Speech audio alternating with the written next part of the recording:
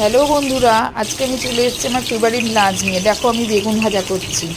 বেগুন ভাজার সাথে আমি করব, আর কি করতে পারি বলো তো তোমরা। দেখো, বেগুনটা লাল লাল করে ভেজে নিয়েছি। বেগুন ভাজা আমার কমপ্লিট। এবার আমি ভাজছি হচ্ছে পাঁপড়। ছোট ছোট মশলাদার পাঁপড়, চটপটিয়া, দারুণ খেতে লাগে। ভেজে রেখো খেয়ে, লাল লাল করে ভেজে ভাজাও কমপ্লিট।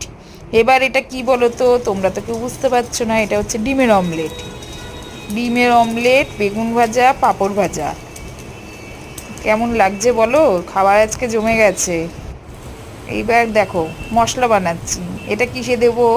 এর সাথে অবশ্যই খিচুড়ি না হলে কি ভালো লাগে? মশলাটা ভালো করে ফুটিয়ে নিয়ে দেখো, চাল দিয়ে জল ধুয়ে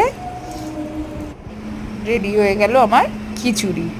আর এইটা খেতে যে টেস্টি হয়েছিল, যে খাবে সেই বুঝবে। দেখো, পাঁপড় ভাজা, বেগুন ভাজা, ডিমের অমলেট, সাথে খিচুড়ি। আজকের লাঞ্চ ফাটাফাটি হয়েছে। Thank you. দাঁড়াও দাঁড়াও সবাই।